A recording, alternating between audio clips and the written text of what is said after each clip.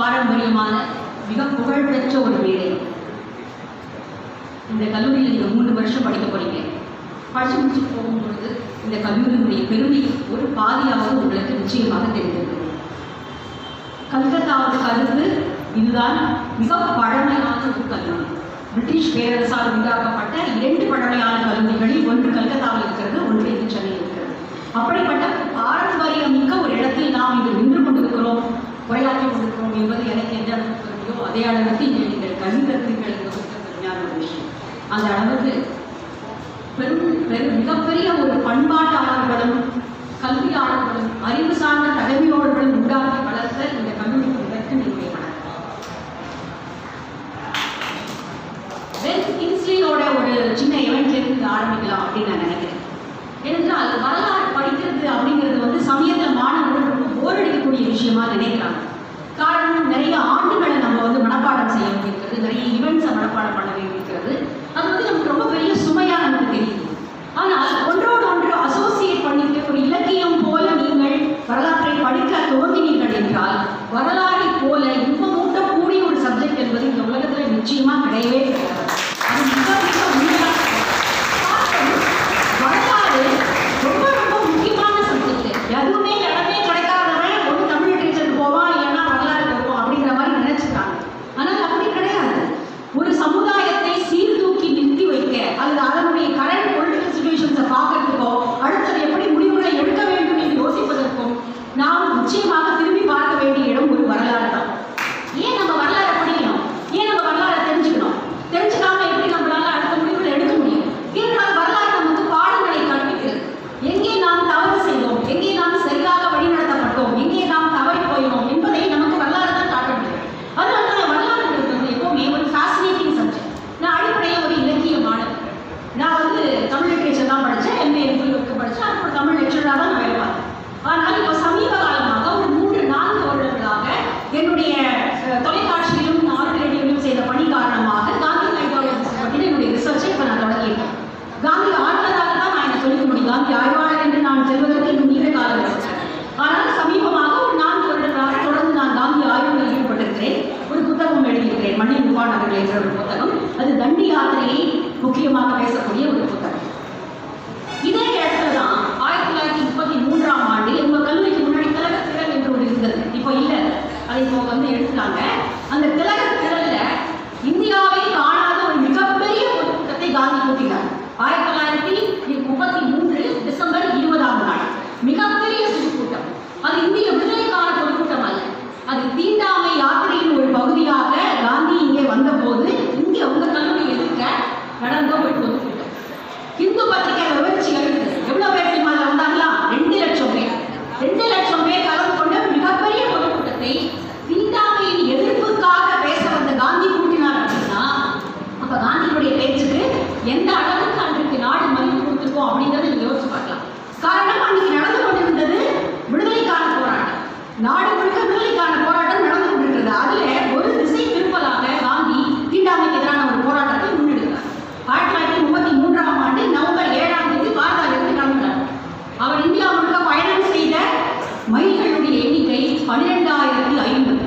12,500 mile, not kilometres, மைல்கள் அவர் பிரயாணம் செய்தார் தீண்டாமையை எதிர்ப்பதற்காக. ஏன் தீண்டாமையை பற்றி பேசணும்? இந்திய விடுதலை போராட்டம் நடந்துருக்கு, தீண்டாமையை பற்றி ஏன் பேசணும்? ஏனென்றால் இன்னும் சில வருடங்கள்ல நாடு விடுதலை அடைய போகுது.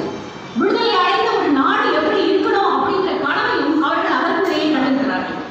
நாடு விடுதலை அடைந்த பிறகு ஒரு சமநீதி வர வேண்டும் என்றால், சமூக நீதி வரணும் அப்படின்னா அந்த நாடு எந்த பகுதியில் போகணும் அப்படிங்கிறதுக்காக மிகப்பெரிய போராட்டத்தை, ஒரு யாத்திரையை காந்தி முன்னெடுக்கிறார். மிகப்பெரிய வெற்றியை கொடுத்த ஒரு யாத்திரை. 7 மாதங்கள் நீடித்த நவம்பர் மாதம் 7ஆம் தேதி பாரதாவில் ஆரம்பித்த அந்த போராட்டம் பாட்னாவில் போய் காசி பனாரஸ்ல போய் அவர் உரை நிறுத்தத்தோட 7 மாதங்கள் 12,500 மைல்கள் காந்தி பயணம் செய்து அந்த யாத்திரையை முடிக்கிறார். மிகப்பெரிய எல்லாமே உங்களுக்கு பார்த்தீங்கன்னா இன்னைக்கு நீங்க மிக வரப்பிரசாதம் உடையவர்கள். எங்களுடைய மாணவ பருவம் போல அல்ல உங்களுடைய மாணவ பருவம். எங்களுடைய மாணவ பருவத்தில் நாங்கள் ஒன்று ஆசிரியர் சொல்வதை கேட்க வேண்டும், இல்லை என்றால் லைப்ரரியில் போய் புக்க பார்க்கணும். இந்த 2 ஆப்ஷன் தான் இங்கே இருந்தது. இன்டர்நெட் என்கின்ற ஒன்று சுத்தமாக இல்லாத ஒரு காலகட்டம். ஆனால் இன்றைக்கு உங்களுடைய விரல் நுனி எல்லாமே கொட்டி கிடக்கிறது. தோளின் மேல் ஏறி நின்று பார்க்கக்கூடிய பருவம் தாண்டி உங்களுடைய உரக்கடை வழியாக நாங்கள் உங்களை எதிர்பார்த்து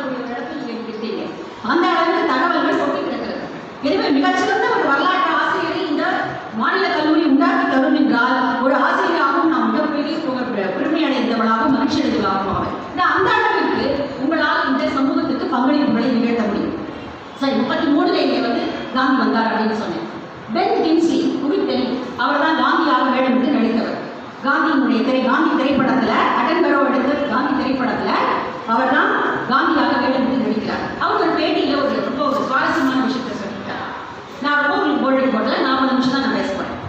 பென் கின்ஸ்லியை நீங்கள் அந்த உங்களுக்கு ஷூட்டிங் நடந்த அந்த ஒரு சீரீஸ் ஆஃப் ஷூட்டிங் நடந்தது இல்லையா காந்திக்காக, அதில் நீங்கள் உங்களை மிக மிக ஆச்சரியத்திலும் பரவசத்திலும் ஆழ்த்திய ஒரு தருணம் எது அப்படின்னு ஒரு கேள்வி கேட்குறாங்க பென் கின்ஸ்லி. பென் கின்ஸ்லி அதை சொல்லியிருக்காரு. ரொம்ப ரொம்ப ஒரு அற்புதமான ஒரு இடம் அது. காந்தி தன்னுடைய ஆடையை அரையாடையாக மாற்றி, இப்போதான் நம்ம சமீபத்தில் நூற்றாண்டு கொண்டாடுறோம். செப்டம்பர் 21 மதுரையில் காந்தி தன்னுடைய ஆடையை விவசாயிகளுக்காக தன்னுடைய ஆடையை அரையாடையாக மாற்றி கொண்ட நூற்றாண்டை நம்ம இப்போ தான் சமீபத்தில் கொண்டாடி முடிச்சிருக்கோம். அப்போ பென் கின்ஸ்லியாக நடித்தவர் காந்தியாக கோலம் கொண்டு வெளியே வரணும். அந்த அரையாடை அரையாடையை அணிவித்து அந்த ஷூட்டிங் ஸ்பாட்டில் என்ட்ராகிறார். சுற்றி இருக்கிற 25,000 பேர் துணை நடிகர்கள் தான். யார் வந்து உண்மையான இவங்க கிடையாது. துணை நடிகர்கள் 25,000 பேர் சூழ்ந்திருக்காங்க. அந்த ஒரு சின்ன ரேம்ப் மேலே பென் கின்ஸ்லி எழுந்து நடந்து வரார். நடந்து வரும் பொழுது அத்தனை பேரும் அப்படியே எழுந்து 25,000 பேர் எழுந்து நின்று மகாத்மா காந்திக்கு ஜெய், மகாத்மா காந்திக்கு ஜெய் அப்படின்னு கத்துறாங்க. ஒரு நிமிஷம் பென் கின்ஸ்லியோட கண்கள் அப்படியே கண்ணில் தாரதாரையாக வழிய ஆரம்பிச்சிருச்சான். இப்போ இந்த ஒரு சினிமாவுக்காக நடிக்கக்கூடிய ஒரு தருணத்திலேயே கூட மக்கள் இந்த அளவிற்கு காந்தியை பார்த்து உணர்ச்சி வசப்படுகிறார்கள் என்றால், காந்தி போல தோற்றமுடையவர்களை பார்த்து உணர்ச்சி வசப்படுகிறார்கள் என்றால், காந்தி வாழ்ந்த காலத்தில் எப்படி இருந்திருக்கும், அவருக்கான வரவேற்பு எப்படி இருந்திருக்கும் அப்படிங்கிறத நான் ஒரு நிமிஷம் நினைச்சு பார்த்தேன் அப்படிங்கிறத பென் கின்ஸ்லி இந்த பேட்டியில் குறிப்பிட்டிருக்கார். இங்க எழுத கொடுக்கப்பட்டிருக்கிற தலைப்பு வந்து பார்த்தீங்கன்னா காந்தியினுடைய 3 இயக்கங்களும் 17 சத்தியாகிரகங்களும் அப்படின்னு தலைப்பிட்டிருக்காங்க அவருடைய இதில் இருந்து. ஆனால் இது காந்தியினுடைய அவர் நடத்திய போராட்டங்கள் இதை விட மிக மிக அதிகமானது. இந்த எண்ணிக்கைக்குள்ள இதெல்லாம் அழைக்க முடியுமா அப்படின்னு பார்த்தா இல்லை அப்படின்னு தான் சொல்றேன். ஒரு சில கோடிட்டு காட்டுவது போல ஒரு சில புள்ளிகளை மட்டும் நினைக்கலாம் அப்படின்னு நான் நினைக்கிறேன். ஏன்னா நீங்க எல்லாமே நீங்க வந்து தேடி படிச்சுக்க முடியும். உங்களுக்கு ஆர்வம் இருக்கக்கூடிய பட்சத்தில் நீங்க எல்லாமே தேடி படிச்சுக்க முடியும். காந்தி இங்கிலாந்துல படிச்ச போது, அவர் பாரிஸ்டர் பட்டம் வாங்குறதுக்காக இங்கிலாந்துல படிச்ச போது நிறைய புத்தகங்கள் படிச்சிருக்காரு. அதுல ஒரு முக்கியமாக வாங்கிய ஒரு புத்தகம் வந்து எலக்யூஷனை பயிற்சி பெறுவதற்கான ஒரு புத்தகத்தை இவர் வாங்கியிருக்கார். எப்படி பேசுவது, பேச்சுக்கலையை எப்படி வளர்த்துக் கொள்வது அப்படிங்கிறதுக்கான ஒரு புத்தகத்தை வாங்கி ஒரு 6 மாதம் ட்ரைனிங் எடுத்திருக்காரு. ஏன்னா காந்தி வந்து ரொம்ப ஷையான ஒரு ஸ்டூடெண்ட். வகுப்பறையில கேள்விகள் கேட்டால் மயங்கி விழுந்து விடக்கூடிய அளவுக்கு ஒரு பயம் கலந்த ஒரு மாணவராக தான் காந்தி தன்னுடைய வாழ்க்கையை பிரவர்த்தித்தார். அதே போல இங்க பாரிஸ்டர் பட்டம் படிச்சு முடிச்சு வந்த பிறகு காந்தி பம்பாயில் தன்னுடைய தொழிலை தொடங்குகிறார். பம்பாயில வக்கீல் தொழிலாக தன்னுடைய தொழிலை தொடங்குகிறார். ரொம்ப சாதாரண ஒரு கேஸ் தான் அவர், பெரிய கேஸ் தான் ஒன்றும் கிடையாது. காந்தியோட புகழ்பெற்ற பெயர் பெற்ற வக்கீலோ இல்லை வெற்றிகரமான வக்கீலோ கிடையாது. மற்றவர்களை நிறைய வக்கீல்கள் நம்முடைய இந்திய சுதந்திர போராட்டத்தில் பங்கு பெற்றிருக்காங்க, முக்கியமான பணியும் ஆடிருக்காங்க. நீங்க அதை தேடி எடுத்து படிக்கலாம். உங்களுக்கு ஒரு சரியான அசைன்மெண்ட்டாகவும் அது கொடுக்கலாம். வக்கீல்களுடைய பங்களிப்பு என்ன இந்திய சுதந்திர போராட்டத்தில் அப்படின்னு கொடுத்தீங்கன்னா ஏராளமான பேர் வக்கீல்கள் தான். இந்திய சுதந்திர போராட்டத்தில் முன்கள பணியாளர்களாக இருந்தவர்கள் அத்தனை பேரும் வக்கீல்கள் தான். இன்னைக்கு வக்கீல்கள் வேற இருக்கலாம். ஆனால் இந்தியாவுடைய சுதந்திர போராட்ட காலகட்டத்தில் வக்கீல்கள் மிக முக்கியமான பணியை, மனசாட்சியோடு இருக்கிற பணியை ஆக்கியிருக்கிறார்கள். காந்தி முதல் கேஸ் வந்த போது காந்தி பம்பாயிலே இடத்துல மயங்கி விழுறாரு. மயங்கி விழுந்துட்டார். உண்மையுமே மயங்கி விழுந்துட்டார். என்ன பண்றதுன்னு தெரியல. ஏன்னா பேச்சு வரல, ஜட்ஜை பார்த்து பேச்சு வரல. ஆனால் அந்த மனிதர் தான் பின்னால் இந்த உலகையே அசைத்து பார்க்கக்கூடிய அத்தனை முறைகளை நீங்க உண்மையாக நினைச்சுப்பாங்க. ஒரு எலக்யூஷன் பயிற்சிக்காக ஒரு புத்தகத்தை வாங்கி மனப்பாடம் செய்து நின்று போட்டு வைத்தவர், தன்னுடைய முதல் கேஸில் மயங்கி விழுந்த ஒருவர் பின்னாடி இந்த உலகத்தையே அசைத்து பார்க்கக்கூடிய உரைகளை அவர் நிகழ்த்திருக்கிறார் அப்படின்னா அது எவ்வளவு பெரிய ஒரு வளர்ச்சி. அந்த வளர்ச்சி புறமயமானதாகவும் நிகழ்ந்தது, அகமயமானதாகவும் நிகழ்ந்தது. கம்யூனிஸ்ட் எம்என் ராய் சொல்லியிருக்கார், இந்தியாவில் சுதந்திர போராட்ட காலகட்டம் நடந்த பொழுது பல்வேறு வேறுபட்ட நீரோட்டங்கள் தான் இருந்தது. காங்கிரஸ் மட்டும் இல்லை, கம்யூனிஸ்ட் இருந்தாங்க, சோசியலிசம் இருந்தாங்க, வேறுபட்ட கட்சிகள் இருந்தன, மார்க்சிஸ்ட் இருந்தாங்க, இவங்க இருந்தாங்க, முஸ்லீம் லீக் இருந்தாங்க, எல்லாருடைய காந்திக்கு உரையாட இருந்தது. ஆனால் கம்யூனிஸ்டுகள் மிக அற்புதமான புத்தகங்களை காந்தி பற்றி எழுதியிருக்கிறார்கள். மிக மிக அற்புதமான புத்தகங்களை நீங்கள் தேடி படிக்க வேண்டும் என்றால் காந்தியை பற்றி கம்யூனிஸ்ட் எழுதிய புத்தகங்கள் தான் படிக்கணும். EMS நம்பூதிரி காந்தி, காந்தியன்ஸ் அண்ட் காந்தியிசம் அப்படின்னு ஒரு புக் எழுதியிருக்கார். அதில் அவர் வேறுபாடுகளையும் குறிப்பிடுகிறார்.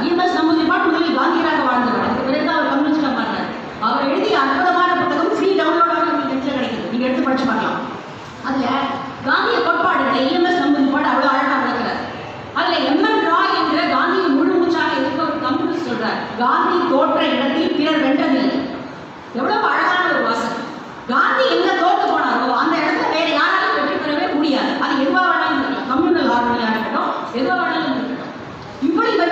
இவர்கள் அத்தனை பேரும் காந்தியோடு முரண்பாட்டு நின்றார்கள். காந்தி ஏமாற்றுறார், மக்களை ஏமாற்றுறார். மக்கள் திரளை ஒரு பெரிய ஒரு போராட்டத்திற்கான இது இல்லாம அகிம்சை என்று ஒரு ஆண்மை இல்லாத ஒரு கூட்டத்தை உருவாக்கி கொண்டிருக்கிறார். அப்படிலாம் அவர் கொலை சாட்டப்பட்டவர். ஆனால் அந்த அகிம்சை தான் நமக்கு வெற்றி கொடுத்தது.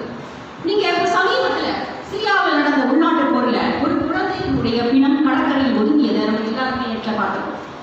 ஒரு ஆல்பம் என்கிற ஒரு 5 வயது குழந்தை சிரியாவில் நடந்த உள்நாட்டு போரினால் அகதிகளாக அந்த கடற்கரையில் வந்தபோது அந்த குழந்தை தவறி விழுந்து இந்த கடற்கரையில் விழுந்து இறந்து போன அந்த குழந்தையினுடைய புகைப்படம் வைரலாக இந்த உலகம் முழுக்க பரவி நம்முடைய மனசாட்சியெல்லாம் முக்கியது. ஆனால் நம்முடைய சுதந்திர போராட்ட காலகட்டத்தில் 90 வருஷம் போராடினோம். யாருமே நாம் இங்கிருந்து வெளியே போய் என்று சொல்லலை. குவிட் இந்தியா மூவ்மெண்ட் அப்படின்னு சொல்றத தமிழ்ல எப்படியோ தவறாக வெள்ளையனே வெளியேறி என்று மொழிபெயர்த்து விட்டார்கள். ரைமிங்கா பேசுறது தமிழ்ல இருக்கிறது நமக்கு வழக்கமான ஒரு நோய் தானே. அதுல குவிட் இந்தியா அப்படிங்கிறது இந்தியாவை விட்டு வெளியேறுதான், வெள்ளையனே வெளியேறலாம் கிடையாது. நீங்க யோசிச்சு பாருங்க, காந்தி இப்படி பேசியவர் இந்தியாவை வெள்ளையனே வெளியேறுங்கிற ஒரு தொனியில காந்தி பேசியிருக்க வாய்ப்பு உண்டா? நிச்சயமா வாய்ப்பு இல்லை. குவிட் இந்தியா என்பதை தயவு செய்து வெள்ளையனே வெளியேறும் எழுதாதீங்க தமிழ்ல எழுதும்போது. ஏனென்றால் இந்தியாவை விடுங்கள், அவ்வளவுதான். உங்களுடைய அப்பவும் காந்தியார் தான் சொல்றாரு, நீங்கள் எங்களுக்கு நண்பர்களாக இங்கேயே இருக்கலாம், எங்களுடைய தோழமையாக இங்கே இந்த நாட்டில் எங்களுடைய அதிகாரத்தின் கீழ் நீங்கள் வாழலாம். ஆனால் எங்களை அதிகாரம் செலுத்துபவர்களாக இங்கே வாழ முடியாது. அதனால உங்களுடைய அதிகாரத்தை விடுங்கள். எங்கள் மேல் நீங்கள் அடிபணிந்து எங்களை அடிமையாக்கி எங்களுடைய கைத்தொழில்களை எல்லாம் நசுக்க வைத்து பல்லாயிரக்கணக்கான மக்களை பஞ்சத்திலும் பரிவத்திலும் நிற்க வைக்கக்கூடிய உங்களுடைய அதிகாரத்திலிருந்து நீங்கள் வெளியே போங்க. நீங்க வேணுமா இந்த நாட்டில் போங்க. ஏனென்றால் நீங்க காந்தியத்தினுடைய வரலாறு எடுத்து பார்த்தீங்க அப்படின்னா ஏராளமான காந்தியர்கள் நம்முடைய நாட்டை மட்டும் சார்ந்தவர்கள் அல்ல. இன்றைக்கு வேலூரில் ஒரு கல்லூரி ஒரு ஸ்கூல் இருக்கு, 100வது ஆண்டு கொண்டாடுறது. அதை நடத்துகிறவங்க அந்த அம்மா பேர் மேரி பீட்டர்ஸ், மேரி ஆண்ட்ரி பீட்டர்ஸ். அவங்க மிக முக்கியமான காந்திய பெண்மணி. காந்தி தான் அந்த ஸ்கூலுக்கு அடிக்கல் நாட்டினார். 1921 காந்தி தான் அந்த ஸ்கூலுக்கு அடிக்கல் நாட்டினார். காந்தி வந்ததனுடைய அடையாளமாக காந்தியினுடைய 2 பாத அணிகள், பாத ரட்சங்கள் அந்த ஸ்கூல்ல இன்னும் இருக்கு. காந்தியுடைய செருப்பு அவங்க வச்சிருக்காங்க. அந்த ஸ்கூலை நடத்திய ஒரு பெண்மணி மேரி ஆண்ட்ரி பீட்டர்ஸ். இந்த பேரே மிஷனரிக்காக இந்தியாவுக்கு வந்தவங்க. அவங்க மிஷனரியின் காரணமாக இந்தியாவிலே செட்டில் இங்கேயே இறந்து போனாங்க. அதே போல காந்தியுடைய மிக முக்கியமான சீடையாகிய சரளா பென் அயர்லாந்திலிருந்து இங்கே வந்தவங்க. அவங்க காந்தியை பற்றி கேள்விப்பட்டு இங்கே இங்கே முழுக்க இங்கேயே உழைச்சு இங்கே இமாலயத்தில் இருக்கக்கூடிய இமயமலை செல்வங்களை காப்பாற்றுவதற்காக மிக முக்கியமான போராட்டங்களை முன்னெடுத்து இங்கேயே இறந்து லட்சுமி ஆசிரமம் என்ற ஒன்று இமாச்சல பிரதேசத்தில் இருக்கிறது. அந்த இடத்துல தான் அந்த மாவை வச்சிருக்காங்க. அதனால காந்தி குவிட் இந்தியா அப்படின்னு சொன்னது அவங்களுடைய அதிகாரத்தை விட்டு இறங்குங்க அப்படின்னு சொல்றதை விட வெள்ளையினை வெளியேறுன்னு அவங்களுக்கு எழுதப்பட்டு சொல்ற ஒரு இயக்கம் அது கிடையாது. இங்க காந்தி 1909 இந்தியாவுக்கு வராரு. தென்னாப்பிரிக்காவுக்கு போயிட்டு வராரு. 1909 வராரு.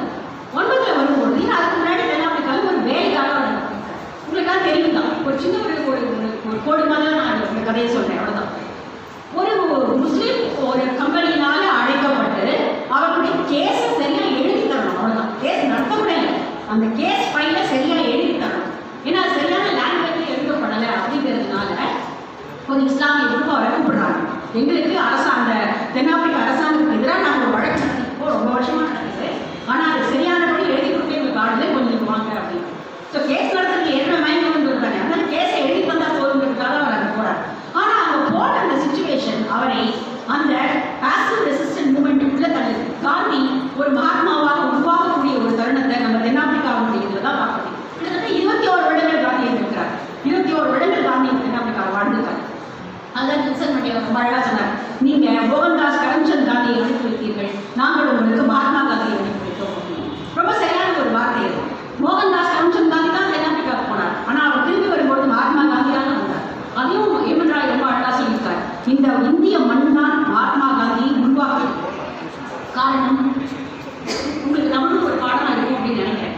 அதுல புறநானூறு ரொம்ப அழகான ஒரு பாட்டு உண்டு. நாடா கொன்றோம் காடா கொன்றோம் அவலா கொன்றோம் மிசையா கொன்றோம் எவ்வளி நல்லவர் ஆடவர் தனி எவ்வளி நல்லவர் ஆடவர் அவ்வளி நல்லை வாழ்க்கை நிலமே நீ மேடாகவும் இருக்கலாம், குன்றாகவும் இருக்கலாம், பள்ளமாகவும் இருக்கலாம், உயர்வும் இருக்கலாம். ஆனால் அங்கு இருக்கக்கூடிய ஆடவர்கள் அல்லது மக்கள் சிறப்பானவர்களாக திறம்பட்டவர்களாக இருந்தார்கள் என்றால் நீ எப்பொழுது எப்பொழுதுமே உயர்ந்து நிற்கக்கூடியதாகத்தான் இருப்பார் அப்படின்னு ஒரு நிலத்தை பார்த்து சொல்ற மாதிரி ஒவ்வையார் பாடல் கூட நடந்தது. அதே போல இந்த இந்திய மக்கள் தான் மகாத்மா காந்தியை உருவாக்கினாங்க, அதுல ஒரு சந்தேகமே கிடையாது. அப்போ அங்க போன காந்தி அங்கிருந்து ஒரு பொருள் திரட்ட வேண்டும் என்பதற்காக திருப்பி இந்தியாவுக்கு 1909 வராது. அப்பவும் சென்னை தான் கை கொடுத்தது காந்தி. இங்க இருக்கிற ஜி.ஏ. நடேசன், திருவள்ளிக்கேணியில் இருக்கிற ஜி.ஏ. நடேசன் மிக முக்கியமான புத்தகங்களை காந்திக்காக மொழிபெயர்த்து கொடுத்திருக்காரு. கிரீன் பேம்ப்ளெட் நீங்க போட்டு பார்த்தீங்கன்னா தெரியும். கிரீன் பேம்ப்ளெட் என்று வடிவமைக்கப்பட்ட ஒரு முக்கியமான ஒரு பேம்ப்ளெட் கிட்டத்தட்ட 15,000 20,000 காப்பி இந்தியா முழுக்க காந்தி எல்லா இடத்துலையும் கொடுத்திருக்காரு. அது சவுத் ஆப்பிரிக்காவில் இருக்கக்கூடிய மக்கள் எப்படி நடத்தப்படுகிறார்கள், இந்திய மக்கள் எப்படி கொள்கைக்கு ஆட்படுகிறார்கள் என்பதை பற்றி இங்க இருக்கக்கூடிய மக்களுக்கு விளக்குவதற்காக ஏற்பட்ட ஒரு பேம்ப்ளெட். ஸோ அந்த பேம்ப்ளெட்டை இங்க சொல்றதுக்காகவும் இங்க இருக்கக்கூடிய மக்களை திரட்டுவதற்காகவும் காந்தி 1909 வரார். அதுக்கு பிறகு அங்க இருக்கக்கூடிய தென்னாப்பிரிக்காவின் சத்தியாகிரகத்தெல்லாம் முடித்து கொண்டு 1915 காந்தி மொத்தமாக இந்தியாவுக்கு வந்துவிடுறார். இந்தியாவுக்கு வந்தவுடனே ஒரு அரசியலை குறிச்சிட்டு அவருடைய அரசியல் குருவான கோகலே சொல்றார், உனக்கு இந்தியா புதுசு, உனக்கு இந்தியாவை பத்தி ஒண்ணும் தெரியாது, அதனால ஒரு வருஷம் நீ வாய் முடித்து காதை திறந்து பிரயாணம் பண்ண, ஒரு வருஷம் முழுக்க உன்னுடைய கால்களை மட்டும் திறந்து வைத்துக்கணும், உன்னுடைய வாயை முடிக்கணும், எதுவுமே நீ பேசக்கூடாது, இங்க இருக்கக்கூடிய பொலிட்டிக்கல் சிச்சுவேஷன் பத்தியோ எதுவுமே நீ பேசக்கூடாது, நீ முழுக்க இங்க பிரயாணம் பண்ணணும் அப்படின்னு காந்தி 3வது வகுப்பு ரயில்ல பிரயாணம் பண்றார் இந்தியா முழுக்க. நீங்க இன்னொன்று பார்த்தீங்கன்னா இந்தியா முழுக்க குறுக்கும் நெடுக்குமாக 17 மைல்கள் தூரம் பிரயாணம் செய்த ஒரே தேசம். நீங்க அன்லெஸ் அண்டில் நீங்க அந்த இடத்துக்கு போய் கடத்துக்கு போய் பார்த்தா உங்களுக்கு அந்த காலத்துடைய சிச்சுவேஷன் உண்மையாகவே தெரியல. நீங்க விமானத்துல இருந்து பறந்து எவ்வளவு பயிர் பால்லாம் அழிஞ்சிருக்கு இதெல்லாம் பார்க்கலாம், ஆனா தெருவில் சாப்பிட தெருவில் இறங்கி நடந்து பார்த்தா தான் அது உண்மையாவே எப்படி இருக்கு அந்த ரோடு அப்படிங்கிறது தெரியும். அதை செய்து காட்டியவர் காந்தி. அப்போ அவர் முழுக்க முழுக்க டிராவல் பண்றாரு இந்தியா முழுக்க. Third railway Indian railway, third class Indian ரயில்வேன்னு ஒரு புத்தகம் இருக்கு, அதுவும் நெட்ல நீங்க டவுன்லோட் பண்ணி படிக்கலாம். அதுல பாத்தீங்கன்னா தேர்ட் கிளாஸ் எப்படி இருக்கும், அந்த தேர்ட் கிளாஸ் தான் காந்தி டிராவல் பண்றாரு. மிக அசுத்தமாக மிக மோசமாக பராமரிக்கப்பட்ட ஈவன் ஆடு மாடு மந்தைகளை கூட அடக்க முடியாத அந்த ரயில் பெட்டியில காந்தி ஒரு வருஷம் பயணம் பண்றார். முழுக்க முழுக்க போய் இந்தியாவுடைய மக்கள் எப்படி வாழ்கிறார்கள், எப்படிப்பட்ட மக்கள் பெருமிதமாக இங்கே இருக்கிறார்கள். இருக்கலாம், படிச்சவங்க இருக்காங்க, பணக்காரங்க இருக்காங்க, எல்லாருமே இருக்கலாம், ஆனால் 90% மக்கள் யார்? இந்த மக்கள் தான். அந்த ஒரு வருட பிரயாணம் காந்திக்கு மிகப்பெரிய ஒரு விழிப்பை கொடுத்தது. யாருக்காக நாம் போராட வேண்டும், யாரை முன்னிறுத்தி நாம் போராட வேண்டும் அப்படிங்கிற முக்கியமான கொள்கை வடிவமைப்புகளுக்கு காந்திக்கு மிக முக்கியமாக அமைந்தது அவருடைய அரசியல் குருவான கோகலே சொல்லிக் கொடுத்த அந்த பாடம். ஒரு வருஷம் ஒரு முழுக்க டிராவல் பண்றார். அதுக்கப்புறம் அவர் என்னென்ன போராட்டங்கள்லாம் நடத்தினார் அப்படிங்கிறதெல்லாம் வரலாறுல நீங்களே படிச்சிருக்கீங்க. அதுல முக்கியமானது ராஜ்குமார் சுக்லா. இந்த ராஜ்குமார் சுக்லா நினைக்காம காந்தி பற்றி பேசவே முடியாது. ராஜ்குமார் சுக்லா ஒரு விவசாயி. இதுதான் வரலாறு நம்ம சொல்லிக் கொடுக்கக்கூடிய நம்பிக்கைங்கிற பாடம். ராஜ்குமார் சுக்லா ஒரு சாதாரண விவசாயி, பீகார்ல இருந்து வரார், சம்பாரன் பகுதியிலிருந்து வரார். அவர் பல பேரை கூப்பிட்டு பார்த்துட்டார், எங்களுக்கு பயங்கர அநியாயம் நடக்குதுங்க, விவசாய தோட்டங்களை விவசாய பயிர்கள் போட விட மாட்டேங்கிறாங்க, தோட்ட பயிர்கள் ஒழுங்கு பண்ண முடியல, அவுரிய பயிரிட சொல்றாங்க, அவுரிய அவங்க கேட்ட விலையெல்லாம் வாங்கிக்கணும்னு சொல்றாங்க, எங்களுடைய புள்ள பாட்டெல்லாம் ஒண்ணுமே கிடையாது, நாங்க கஞ்சி குடிக்க கூட வழி இல்லாம இருக்கோம்னு எல்லா இடங்களையும் போய் பார்த்துக்கலாம் ராஜ்குமார் சுக்லா. ஒருத்தர் வரல. ஆனால் காந்தி உள்ள வந்த பிறகு ராஜ்குமார் சுக்லா காந்தி போராட்டத்துக்கு பின்னாடியே போறார். ஏதோ ஒரு நம்பிக்கை கீழ்ச்சி அவரை காந்தி கிட்ட கண்டுபிடிக்கிறார், இந்த மனுஷன் சேருவான் நமக்கு அப்படின்னு சொல்லி ராஜ்குமார் சுக்லா விடவே இல்லை. விடாக்கண்டன் நீங்க ஹிஸ்டரி யாராவது பார்க்கணும்னா ராஜ்குமார் சுக்லாவை தான் பார்க்கணும். கடைசியில் காந்தியை கல்கத்தால பிடிச்சி எனக்கு தெரியாது, நீங்க வந்தே ஆகும், வந்து பாருங்க போதும். காந்தி சொல்றாரு, உங்களோட பிரச்சனை எதுவுமே எனக்கு தெரியாது, நான் என்ன உங்களுக்கு எப்படி போராட்டம் நடத்த முடியும், இல்லை நீங்க முதல்ல வந்து பாருங்க எப்படி நிலைமை இருக்குன்னு பாருங்க, அதுக்கப்புறம் நீங்க சொல்லுங்க, உங்களால முடியலன்னா பரவாயில்ல, ஆனா நீங்க வாங்க அப்படின்னு கூட்டிட்டு போறேன். ராஜ்குமார் சுக்லா கூட கூட்டிட்டு போறேன். ஆனா அங்க போன பிறகு நான் காந்தி தெரியுது ராஜ்குமார் சுக்லாவுக்கு அவருடைய பிரச்சனை மட்டும் தான் தெரியும். அங்க கல நிலவரம் என்னங்கிறதோ, யார் எதுக்கு போராட போறோங்கிறதோ, எப்படி போடணுங்கிறதோ ஒண்ணுமே எனக்கு தெரியல. அவர் காந்தி போய் ராஜேந்திர பிரசாத் நம்முடைய வாச திண்ணியில உட்கார வைக்கப்படுறார். ராஜேந்திர பிரசாத் பின்னாடி நம்முடைய பிரசிடென்டா இருக்கிறார், உங்களுக்கு தெரிஞ்சு. ராஜேந்திர பிரசாத் இந்த வீட்டு திண்ணையில ராஜேந்திர பிரசாத் இந்த வீட்டுல எங்க வாச திண்ணியில உட்கார வச்சு போயிடுறாங்க காந்தி. அப்போ உள்ளெல்லாம் அலோவ் பண்ணுறதெல்லாம் வழக்கம் கிடையாதுங்கிறதுனால அந்த வேலைக்காரங்களே நீ இருங்க தண்ணி வச்சு உட்காந்துருக்கு அப்படின்றார். ஆனால் அங்கே கிட்டத்தட்ட 1.5 வருடம் காந்தி பால் செய்கிறார். சம்பாரன் மூமெண்ட்டுடைய 100வது ஆண்டு விழாவை நம்ம இப்போதான் சமீபத்தில் கொண்டாடுறோம், 2017-18 கொண்டாடுறோம். அங்க 1.5 வருடம் காந்தி அங்கேயே தங்கி இருந்தார். அந்த முதல்ல என்ன பிரச்சனை எல்லாரும் கூப்பிட்டு பேசுறாரு. இவ்வளவு நாளாக வாய்மூடி இந்த விவசாயிகள் முன்னே தங்களுடைய மனக்குரல்களை கொட்டுகிறார்கள், தன்னுடைய குரல்களை கேட்பதற்கு ஒருவர் வந்திருக்கிறார் அப்படிங்கிற நம்பிக்கை வருது. அடுத்தது காந்தி நேரம் காந்தி அந்த தோட்டம் முதலாளிகள் வீட்டுக்கு போறாரு. இவங்களுக்கு ஒரே பயம், ஏன்னா அது நம்ம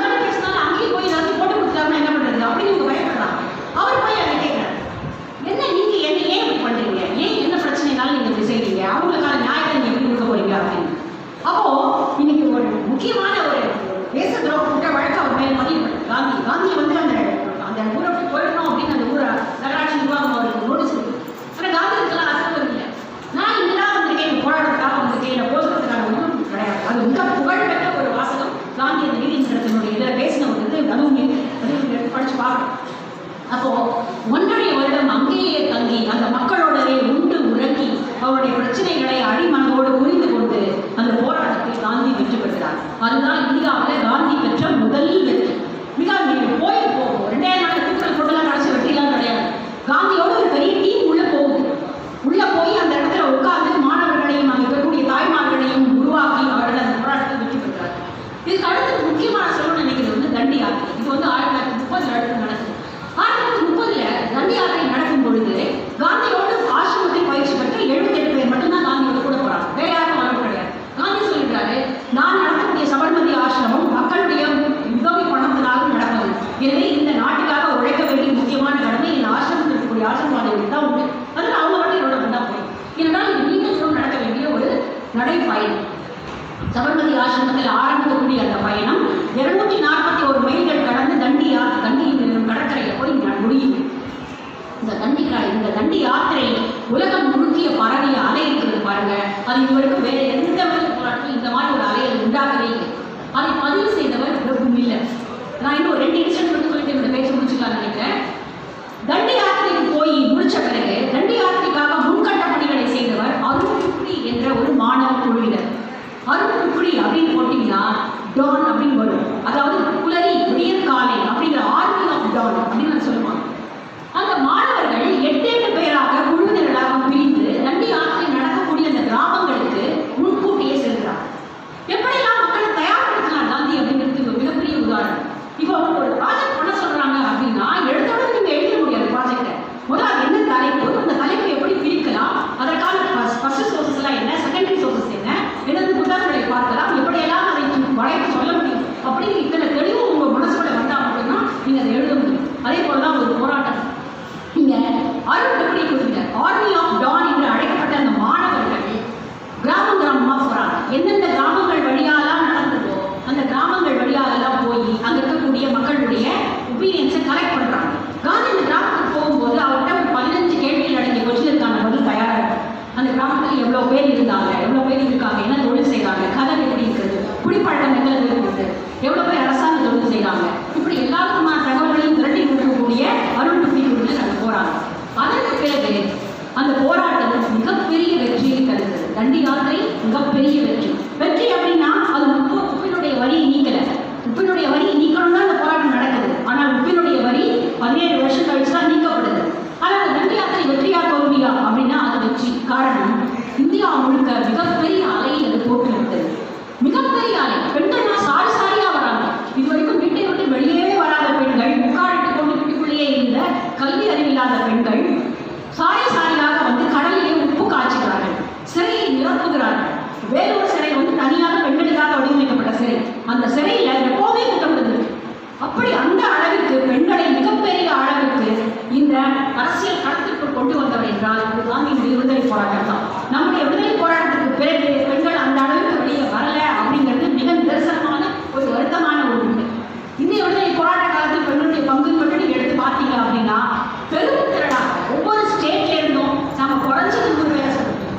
அந்த அளவுக்கு பெண்கள் மிக பெரும்பாலானவர்களுக்காக இங்க வந்திருக்காங்க. அது முக்கியமாக குறிப்பிட்டு சொல்லப்பட வேண்டியவர் கமலாதேவி சட்டபாத்தியாயா. கமலாதேவி சட்டபாத்தியாயா பம்பாயில மிகப்பெரிய மூமெண்ட் நடத்துறாங்க. மிகப்பெரிய மூமெண்ட். பிரிட்டிஷை அசந்து போகுது. இந்த அம்மாவால் இவ்வளவு முடியுமா அப்படிங்கிற மாதிரி நேரு கோபனா பேசுனான்னு சொன்னாங்க. நேரு ஆண் பால் நேரு தான் கமலாதேவி சட்டபாத்தியாயா அப்படின்னு ராமச்சந்திர குஹா எழுதுறாரு. அந்த அளவிற்கு அறிவு கலைசார்ந்த தன்மையினுடைய பெண்மணி தான். நீங்க கேள்விப்பட்டிருக்கீங்களா கமலாதேவி சட்டபாத்தியாயை பத்தி? கேள்விப்பட்டிருக்கோம். இனிமேல் என்னாலும் படிங்க. இன்னைக்கு இருக்கக்கூடிய கைத்தறிகளை மறுவாழ்வு செய்யக்கூடிய மிகப்பெரிய அளவுக்கு நம்முடைய கைவினை கல்விகளை ஊக்குவிக்கக்கூடிய மிகப்பெரிய முன்னெடுப்புகளை எடுத்தவர் கமலாதேவி சட்டபாத்தியாயா. அந்த அம்மா ஒரு பியூர் காந்தி. அவங்க தான் காந்தி போராட்டங்களை முன்னெடுக்கிறாங்க, கைது செய்யப்படுறாங்க. இங்க தண்டி யாத்திரை முடிந்த பிறகு இன்னொரு முக்கியமான 2 விஷயங்கள், 2 பாசிட்டிவ், காந்தியுடைய 2 பாசிட்டிவ் அதை சொல்லிட்டு முடிச்சுக்கலாம்னு நினைக்கிறேன். 1947 நாடு விடுதலை அடைய போகிறது. மிகப்பெரிய கம்யூனல் கிளாஷஸ், இந்து முஸ்லீமுக்கான மிகப்பெரிய கொடூரமான கொலைகளை அரங்கேற்றுகிறது கல்கத்தாவில் கூட்டோடு அழிக்கப்பட்டிருக்காங்க.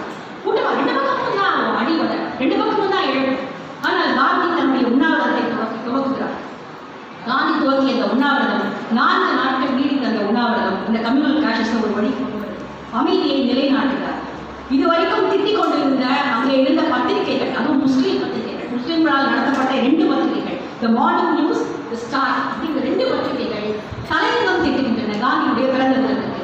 இதை போல எந்த ஒரு ப்ராஃபிட்டுக்கும் அவங்க பிறந்த ஊர்ல மதிப்பு கிடையாது, பெருமை கிடையாது. ஆனால் காந்தி தன் கண் முன்னே தன்னுடைய மக்கள் தன்னுடைய கொள்கைகளை அகிம்சைகளை நிறைவேற்றி வாழ்கள் என்பது கண் முன்னால் பார்த்தார்கள். அந்த மிகப்பெரிய சூப்பர் இங்குக்கு நாங்கள் தலைவணங்குவோம் அப்படின்னு 2 முஸ்லிம் பத்திரிகைகள் தலைமுகம் திட்டி காந்தியுடைய பிறந்த நாளை வாழ்த்துகின்றன. இந்த செய்தி தான் காந்தி உலகத்துக்கு உணர்த்தக்கூடிய செய்தி.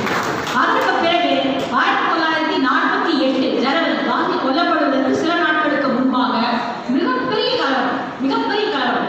அகதிகள் அப்படியே கூட்டம் கூட்டமாக கிழக்கு பாகிஸ்தானில் இங்கே நாங்கள் போடணும், அங்கே நீங்க போடணுமோ வராங்க. இங்கே முழுக்க முஸ்லீம்கள், டெல்லி வந்து எப்பவுமே முஸ்லீம் இருக்கிறாங்க, அது ஒன்றும் சந்தேகமே கிடையாது. டெல்லி முழுக்க முஸ்லிம்களுடைய அவருடைய கலாச்சார பின்னணியும் அவருடைய பாரம்பரியத்தையும் வளர்ந்த ஒரு இடம் தான் டெல்லி. ஏனென்றால் முகமதியர்களுடைய தலைநகரமாக அதுதான் இருந்தது. பின்னாடி தான் பிரிட்டிஷ் வந்து கல்கத்தாவில் இருந்து தன்னுடைய தலைநகரத்தை டெல்லிக்கு மாற்றாங்க. அதுக்கு பிறகுதான் 2 முக்கியமான ஆர்கிடெக்ட்ஸை வச்சு பிரிட்டிஷ் பில்டிங்லாம் கட்டுறாங்க. அதுக்கு முன்னாடி வரைக்கும் இஸ்லாமிய பாணி கட்டிடங்கள் தான் டெல்லியில் அதிகம். இஸ்லாமியர்களுக்கான இடமா தான் இருந்தது. அங்கிருந்து முழுக்க இஸ்லாமியர்கள் துரத்தப்படுகிறாங்க. அங்கே இருக்கக்கூடிய மசூதிகளுடைய வாசலில் இருந்தும் எல்லா இடத்திலிருந்தும் முஸ்லிம்கள் துரத்தப்பட்டு இந்துக்கள் குடி வைக்கப்படுகிறார்கள். அங்கே அவர்களுக்கு முக்கியமான அமைப்புகள் அவர்களுக்கு முக்கியமான வேலைகளை செய்கிறார்கள். அப்போ காந்தி திரும்ப உண்ணாவிரதம் இருக்கார். மிகப்பெரிய கலவரங்கள் வெடித்துக் கொண்டிருக்கக்கூடிய அந்த ரத்த பூமியில காந்தி திரும்ப உண்ணாவிரதம் இருக்கார். அதுதான் அவருடைய கடைசி பாசியம், கடைசி அவருடைய உயிருக்கு உத்தரவாதம் இல்லாத. நீங்க யோசிச்சு பாருங்க, 79 வயசு அந்த பாசியம் இருக்கும்போது 79 வயசு 49 கிலோ எடை. காந்தி இறந்து போகும்போது அவருடைய எடை 48 கிலோ தான். ஏன்னா பாசியம்ல முடிஞ்ச கொஞ்ச நாள் இறந்து விட்டார், கொல்லப்பட்டார். அப்போ அந்த 79 வயது கிழமை 150 தான் அவருடைய ரத்த கொதிப்பினுடைய அளவு. எப்போவுமே 150 கீழே வந்ததே கிடையாது. நார்மல் அளவு வந்து மனுஷங்களுக்கு 110 தான் இருக்கணும். ஆனால் 150 ரத்த அழுத்தம் இருந்த 48 கிலோ மட்டுமே எடையுடைய அந்த மனிதர், 79 மனிதர் ஒரு சொட்டு தண்ணீர் கூட வாயில்படாமல் கிட்டத்தட்ட 1 வாரம் தான் இருக்கிறார். கடைசியில அங்க இருந்த அத்தனை பேரும் ஒன்றாக கையெழுத்து கொண்டு வந்து காந்தி கொடுக்கிறார். நாங்கள் எங்களுடைய கம்யூனிஸ்ட் ஆட்சியை நிறுத்திக்கிறோம். இதோட எங்களுடைய அதாவது காந்திய செய்தி என்ன அப்படின்னு பார்த்தீங்கன்னா, இந்த உலகத்துக்கு காந்தி என்ன செய்தின்னு சொன்னார் அப்படின்னு பார்த்தீங்கன்னா, இந்த உலகம் எல்லாருக்குமானது. ஒரு காட்டில் எப்படி ஒரு யானையும் வாழலாம், கட்டெரும்பும் வாழலாம்ங்கிற நியதியை காடு பேணுகிறதோ அதுபோல ஒரு நாடு என்பது எல்லாருக்கும் மிக, அதுவும் இந்தியா போன்ற நவீனமாக உருவாக்கி வந்த நாடு. இந்தியா என்ற கருத்தாக்கங்கள் பின்னாடி தான் வந்தது அப்படின்னு சொல்லுவாங்க. ஏனென்றால் இந்தியா ஒரு நாட்டாக உருவதற்கு அதை கட்டி ஒரு பாம்பு கொண்டு வந்ததே பிரிட்டிஷ் ஆட்சி தான். அதுக்கு முன்னாடி வந்து நம்ம சமஸ்தானங்களாக பிரிந்திருந்தோம். அதனால நீங்க கேட்கணும், சமஸ்தானங்கள் எப்படி இணைக்கப்பட்டன அப்படிங்கிறது ஒரு பெரிய நாவலுக்குரிய செய்திகள். ஒரு சமஸ்தானங்கள் எப்படி ஒன்னா இந்தியாவுக்குள்ள வந்தது. ஏனென்றால் பிரிட்டிஷ் விடுதலை அடைச்சு கொடுத்து போகும்போது நம்ம எல்லா பகுதியும் பிரிட்டிஷ் ஆட்சி கீழே கிடையாது. கிட்டத்தட்ட 565 சமஸ்தானங்கள் தனித்தனியாக ஆட்சிக்குள்ள இருக்கிறது. கடைசியா சேர்ந்த சமஸ்தானம் எதுன்னா நம்ம ஹைதராபாத் சமஸ்தானம் தான். ஹைதராபாத் நிசாம் கடைசி வரைக்கும் பாகிஸ்தான் வந்து என்னை காப்பாற்றுறதுக்கு நான் வரமாட்டேன் அப்படின்னு அடிவாதம் இருக்கிறேன். கடைசியில தான் ஹைதராபாத் நிசாம் வந்து அடிபணிஞ்சு வேற வழியே இல்லாமல் அங்க ரசாக்கர்கள் மிக கொடூரமான கொலைகளை செய்தார்கள். இந்த ரசாக்கர்கள் தெரிந்த அந்த ஹைதராபாத்தை விடுவிச்சு மிக கடைசியில தான் அதனால்தான் சர்தார் வல்லபாய் பட்டேல் இரும்பு மனிதன் இருக்குமே சாதாரணமாக ஒன்று வந்துடல. அது புத்தகமாக இருக்கிறது. மேலும் எழுதிய மிக அற்புதமான புத்தகம் இருக்கிறது. சமஸ்தானங்களை எப்படி அவர்கள் இந்தியாவிற்கு உள்ளே கொண்டு வந்தார்கள் அப்படிங்கிறது. அப்போ இந்த இந்தியா என்பது இந்துக்களுக்கான தேசம் மட்டும் அல்ல. காந்தி சொல்றாரு, நீங்க அப்படி நினைச்சீங்கன்னா நீங்க பைத்தியக்காரங்க. இந்த இந்தியா முஸ்லீம்களுக்கானது, கிறிஸ்தவர்களுக்கானது, பார்சிகளுக்கானது, இன்னும் எத்தனையோ பெயர் தெரியாத பழங்குடிகளுக்கானது. அப்படிப்பட்ட ஒரு நாட்டை நாம் ஒன்றாக ஆக்கி அதே மாதிரி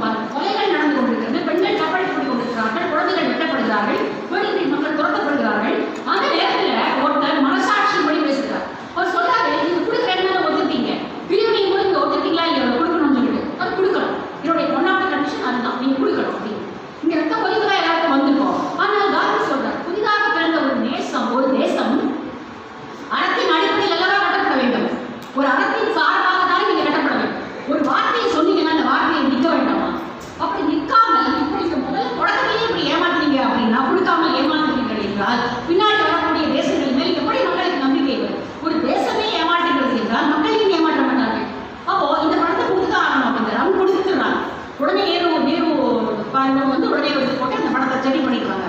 இல்லைன்னா பேங்க் ஆயிடும். ஏன்னா பாகிஸ்தானுக்கு ஒண்ணுமே கிடையாது. பாகிஸ்தான் பேங்க் ஆகக்கூடிய நிலைமையில தான் காந்தியினுடைய பிரிவாதனால அந்த பணம் அவங்களுக்கு கொடுக்கப்படுகிறது. இது மிகப்பெரிய பங்களிப்பை ஏற்படுத்துகிறது. அதனால தான் காந்தி சுட்டுக் கொல்லப்படுகிறார்.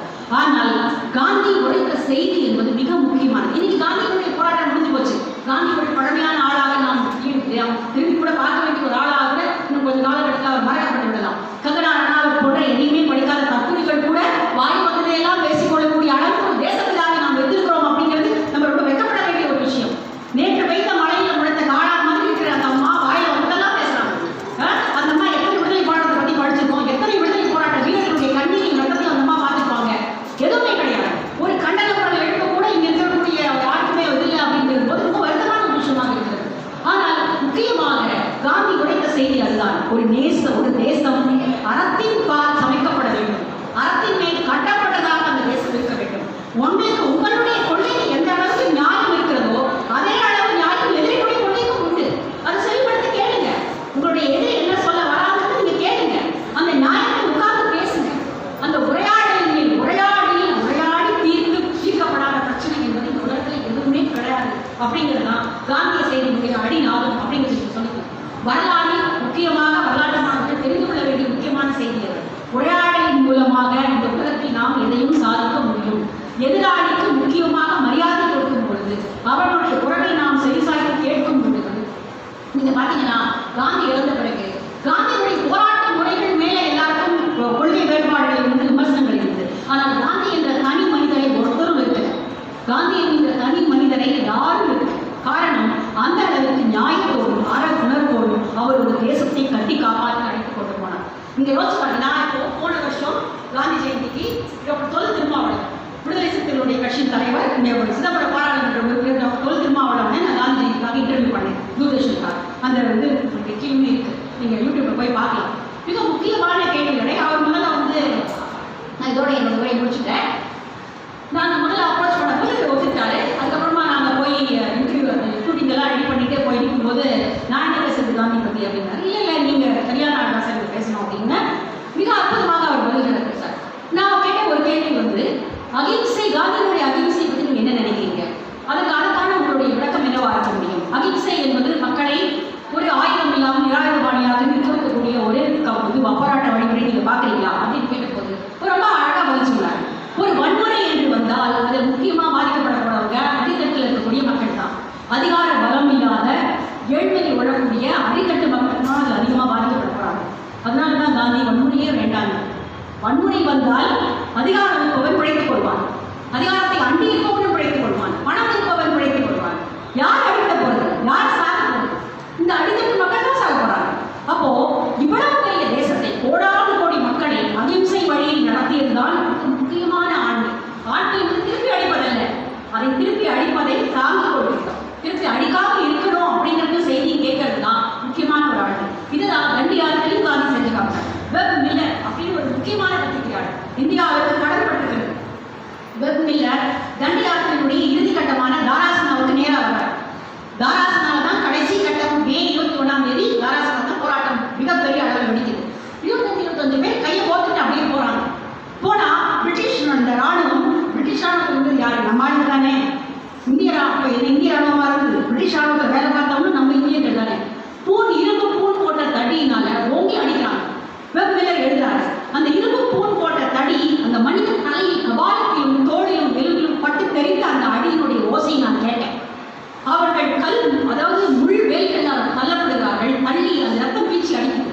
ஆனால் ஒருத்தரும் கையை தூக்கல, ஒருத்தரும் தலையை தூக்கல. தலையை குடிச்சுட்டே போறாங்க. 25 பேர் போறாங்க. அடி ஓங்கி மண்டையும் தோள்பட்டையும் பின்னாடியும் விழுந்து கீழே விழுறாங்க. திரும்ப அடுத்த 25 பேர் போறாங்க. அடுத்து அந்த 25 பேர் சாயப்படுகிறாங்க. திரும்ப அடுத்த 25 பேர். வெப் மில்லர் எழுதுறாரு. Web Miller travel all over the world. ஒரு பத்திரிகையாளர் எல்லா இடங்களுக்கும் ஒரு டிராவல் பண்றாரு. அவர் சொல்றாரு, இந்த மாதிரியான ஒரு சத்தியாகிரக போரை என்னுடைய வாழ்நாளில் இதுவரைக்கும் நான் பார்த்ததில்லை, இனியும் பார்ப்பேன். நான் சொல்றேன். அவர்தான் 1300 வரிகள்ல அது ஒரு ரிப்போர்ட்டால் எழுதி, அப்போது தந்தியம், அப்பெல்லாம் இந்த மெயில் அவுட் தந்தி அடிக்கிறார். ஆனால் அந்த தந்தி என்பது அப்போ தணிக்கைக்கு உட்படப்படுது. தணிக்கைக்கு உட்படுத்திட்டாங்க. ஏன்னா இந்த தந்தி இங்கே தானே போடணும், இந்த கவர்மெண்ட் தானே அனுப்பணும்.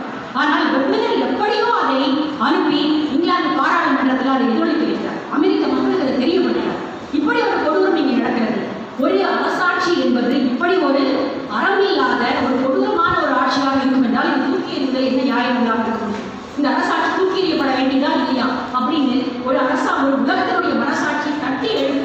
ஒரு இதை வந்து வெப்பநிலை செஞ்சு காமிச்சாங்க.